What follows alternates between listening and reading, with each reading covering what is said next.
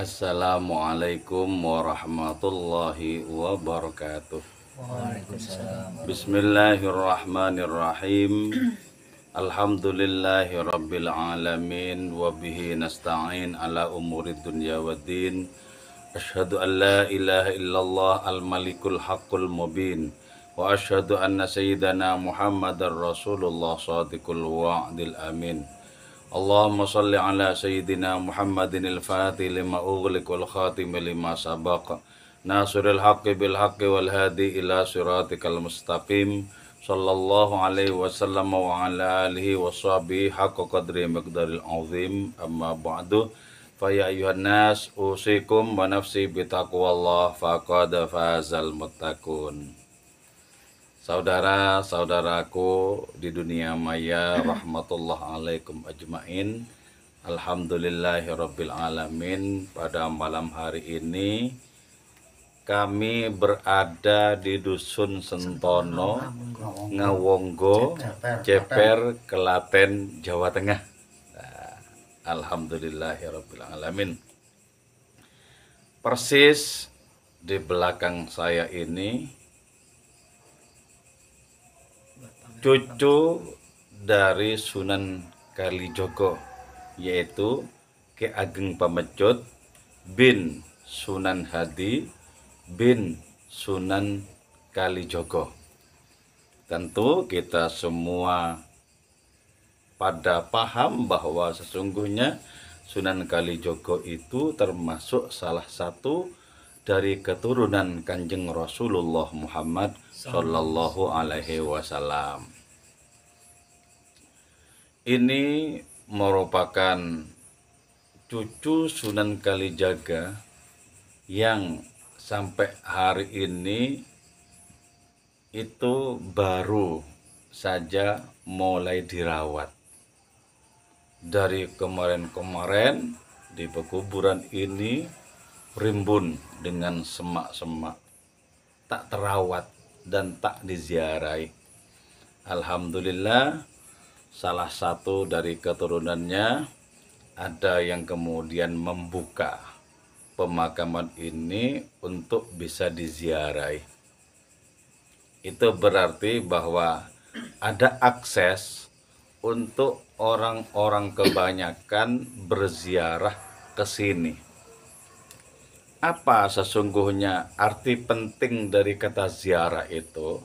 Itu tidak lain adalah agar kita para peziarah itu bisa mendapatkan berkah atau tetesan spiritualitas dari orang yang diziarahi. Yang dalam konteks ini yaitu Ki Ageng Pamecut, cucu dari Sunan Kalijogo itu sendiri. Nah, ini penting bagi diri kita ya. Sebab kalau kita itu tidak memiliki jatah faktor genetik secara fisikal, kalau kita bukan keturunan sang nabi, kalau kita bukan keturunan para wali, itu masih dimungkinkan bagi diri kita untuk mendapatkan percikan kemuliaan nabi, percikan kemuliaan para wali, dimungkinkan. Nah, itu yang disebut dengan faktor genetik spiritual. Faktor genetik spiritual itu adalah keturunan-keturunan rohani dari orang-orang yang dimuliakan oleh Allah Subhanahu wa taala. Artinya misalnya begini, secara fisik kita memang bukan keturunan sang nabi, tapi boleh jadi secara spiritual kita keturunan sang nabi. Bahkan dalam tasawuf itu disebutkan bahwa seluruh spiritualitas umat manusia itu merupakan tetesan, percikan dari spiritualitas sang nabi, dari rohani sang nabi. Sebab dari manakah datangnya kemuliaan kalau itu bukan merupakan percikan dari kemuliaan Kanjeng Rasul Muhammad SAW. Bahkan seluruh isi alam raya ini, dalam kitab Burda disebutkan, seluruh isi alam raya tak lain adalah merupakan bagian dari derma Nabi. fa inna min judikad dunya wa dharrataha. Sesungguhnya dunia dan akhirat merupakan bagian dari dermamu, wahai Kanjeng Rasul. Jadi ya, adanya dunia, adanya akhirat itu karena keberadaan Kanjeng Rasul. Andaikan Allah tak berkehendak untuk menciptakan beliau, maka Allah tidak akan repot-repot menciptakan alam semesta. Nah, kalau secara fisik saja penciptaan alam semesta itu ditangguhkan kepada kehendak Allah Ta'ala untuk menciptakan Kanjeng Rasul, maka apalagi dalam dunia rohani. Maka jelas bahwa rohani para nabi terdahulu, dari Nabi Adam sampai Nabi Isa, semua rohani para nabi itu adalah bagian percikan dari rohani Kanjeng Rasul Muhammad SAW. Nah, kalau orang-orang sebelum Kanjeng Rasul itu secara genetik spiritual merupakan keturunan sang Nabi, apalagi kaum rohaniawan, kaum spiritualis setelah Kanjeng Rasul, jelas merupakan keturunan Kanjeng Rasul dalam konteks genetik spiritual. Maka kita mempersambungkan diri dengan rohani orang-orang yang ditangguhkan oleh Allah Ta'ala, itu sangat signifikan, itu sangat penting. Tidak saja mereka yang rohaninya meluap-luap ketika mereka masih hidup, tidak, bahkan ketika mereka wafat tetap merupakan kekuatan-kekuatan rohani yang masih bisa kita hubungi secara spiritual. Jadi relasi rohani kita itu tidak saja dengan orang yang hidup, tapi juga dengan orang yang secara fisik sudah wafat. Apakah roh mereka itu hidup? Hidup. Sebab roh itu tidak mengalami kematian. Jadi kita dalam dimensi tertentu bisa terhubung secara rohani dengan orang-orang yang dimuliakan oleh Allah Ta'ala dalam sejarah. Itu bisa. Jadi ada dimensi kehidupan kita di mana kita itu bisa tersambung dengan para wali, tersambung dengan para sufi, tersambung dengan orang-orang terkasih di hadapan Allah Subhanahu wa Ta'ala. Itu sangat dimungkinkan. Jadi karena itu ketika kita berada di dusun Sentono ini, di pekuburan ini, kita bisa merasakan adanya denyut rohani Ki Ageng Pemecut, cucu dari Sunan Kalijogo. Kita bisa merasakan itu. Kenapa? Karena kita juga oleh Allah Ta'ala dianugerahi potensi batin, potensi rohani, di mana kita bisa terhubung dengan orang-orang yang oleh Allah Ta'ala rohani mereka dikukuhkan, dikuatkan sinyalnya. Kita bisa itu. Jadi adanya keterhubungan rohani itu bisa menjadikan jurus rohani kita, kuda-kuda rohani kita menjadi semakin tangguh. Itu arti penting dari sebuah ziarah. Nah, menziarahi para wali itu otomatis sesungguhnya merupakan ziarah terhadap percikan rohani seorang nabi. Begini ya, di dalam kitab Al-Minanul Kubro ya, kitab yang membahas tentang karunia Allah Ta'ala yang diberikan kepada Syekh Abdul Wahab Asy-Sya'rani di Mesir. Di situ disebutkan bahwa ada seseorang yang hanya bisa ziarah kepada Syekh Abdul Hasan Asy-Syadzili, pendiri Thariqah Syadziliyah. Dan orang ini belum bisa sowan kepada Kanjeng Rasul di Madinah. Tapi orang ini oleh Allah Ta'ala diperjumpakan dengan sang Rasul itu dalam mimpi. Nah, dalam mimpi orang ini kemudian mengatakan, ampun wahai Kanjeng Rasul, betapa sangat rindu saya sowan kepada jenengan, tapi saya belum mampu. Yang mampu saya lakukan adalah sowan kepada Syekh Abdul Hasan Asy-Syadzili.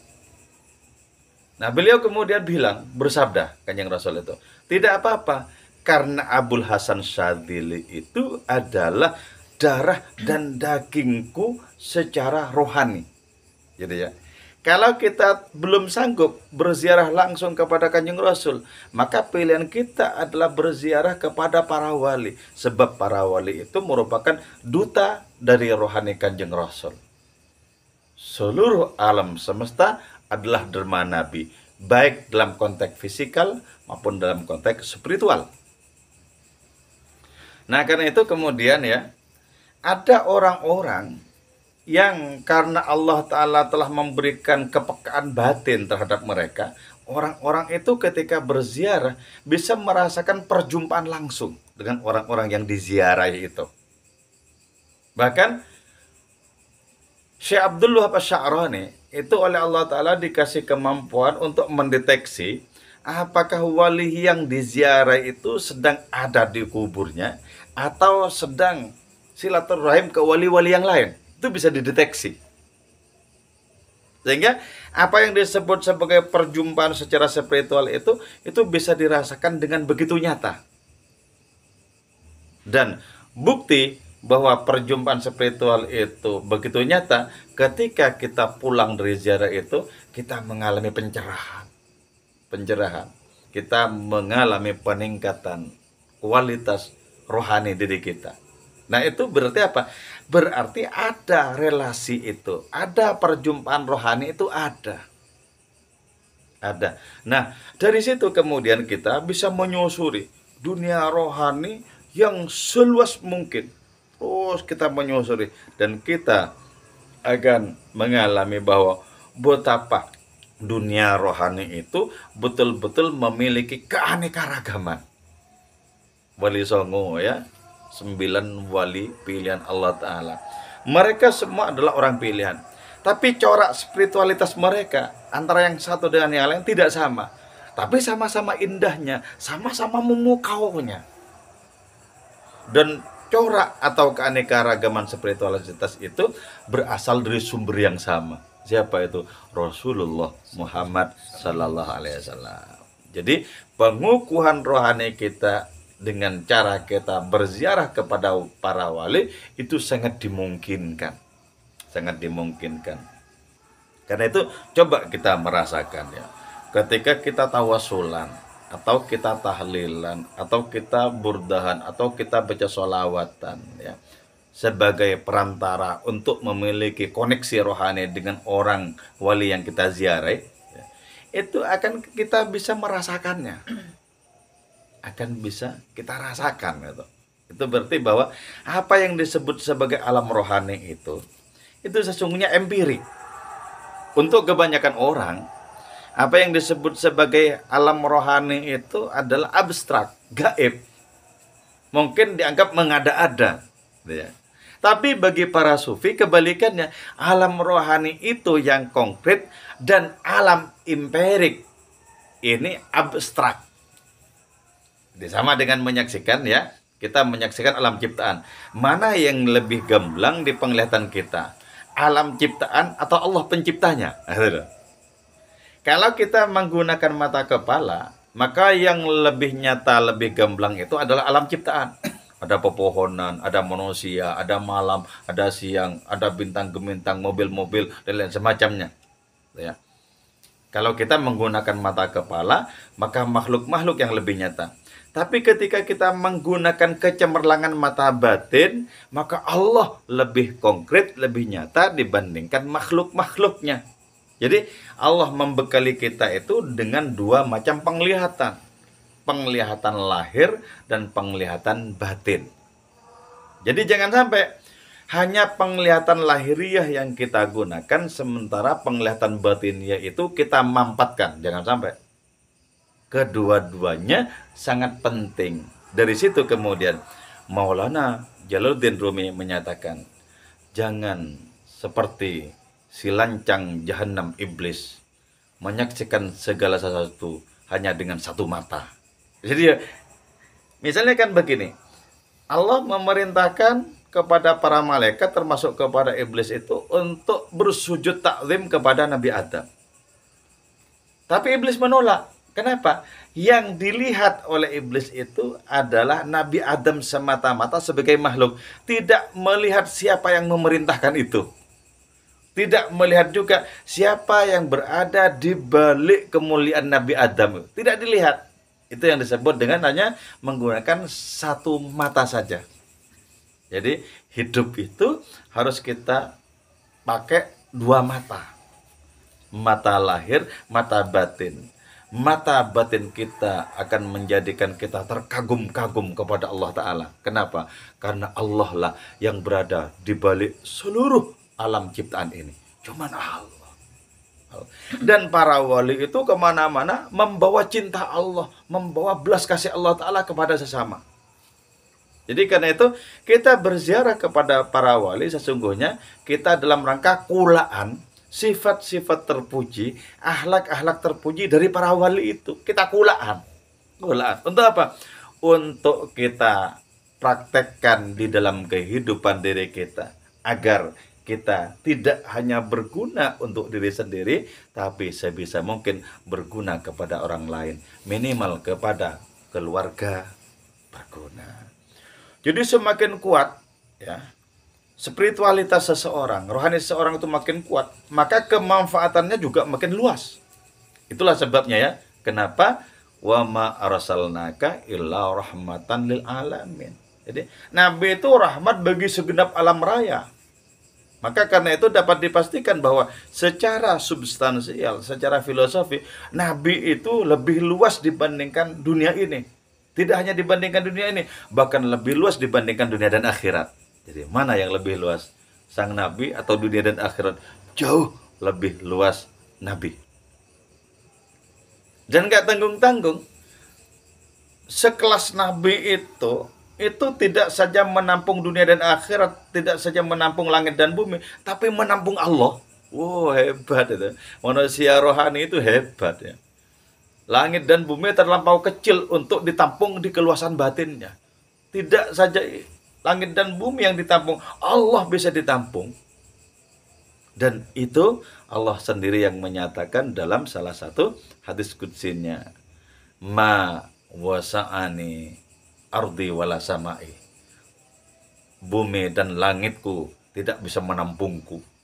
Terlampau kecil, terlampau kerdil, terlampau sempit, terlampau sepele, tidak bisa menampung kehadiran Allah Ta'ala. Walakin yasa'uni qalbu abdil mu'min. Tapi hati hambaku yang beriman, sungguh-sungguh beriman kepadaku, sanggup menampungku. Loh, yang paling luas batinnya adalah Kanjeng Rasul. Karena itu langit dan bumi, dunia dan akhirat ibadatnya hanyalah sebutir debu di keluasan tak terhingga hati sang Nabi Muhammad Sallallahu Alaihi Wasallam. Ini loh, jadi kita berziarah itu sesungguhnya mengembara untuk apa? Untuk semakin meluaskan batin diri kita, agar kita menjadi personifikasi dari kehadiran sang Nabi. Dan nyatalah nanti ketika kita sudah betul-betul memiliki koneksi yang kuat dengan sang Rasul, maka akhlak kita, akhlaknya Rasulullah. Oh, hebat. Akhlaknya Rasulullah itu penuh dengan kasih sayang. Tidak saja kepada orang-orang yang seagama atau seiman, enggak, kepada makhluk-makhluk tak berakal, tumpah kasih sayang beliau. Jadi ya, orang seperti yang kita ziarah ini, Ki Ageng Pemecut itu belas kasihnya luar biasa kepada makhluk-makhluk. Hidupnya menjadi rahmat bagi orang sekitarnya. Nah, itu tuntunan Kanjeng Rasul itu. Tuntunan Kanjeng Rasul. Di sini ya, apa yang disebut sebagai ziarah itu betul-betul menemukan arti pentingnya. Itulah sebabnya kenapa makbarah yang tidak terawat ini kemudian kita kelola, kita rawat agar menjadi kemanfaatan bagi sesama, bagi para peziarah. Jadi para peziarah adalah orang-orang yang siap untuk merubah diri mereka menjadi lebih baik, menjadi lebih humanis, menjadi lebih spiritual. Nah, berarti dengan demikian, ya, ketika kita mengembangkan cahaya Allah Ta'ala dalam diri kita, melalui adanya kepatuhan terhadap ajaran-ajaran hadiratnya, kepatuhan terhadap tauladan Rasulnya, maka di saat itulah sesungguhnya kita akan menjadi orang yang semakin menemukan titik temu dengan para nabi dan para wali. apa yang disebut sebagai estafet rohani itu akan betul-betul menjadi kenyataan. Estafet rohani itu. Dari sini kita bisa merasakan beribu-ribu tahun kehidupan para nabi. Bisa merasakan itu. Kenapa? Karena kita merupakan bagian dari gerbong kerohanian para nabi itu.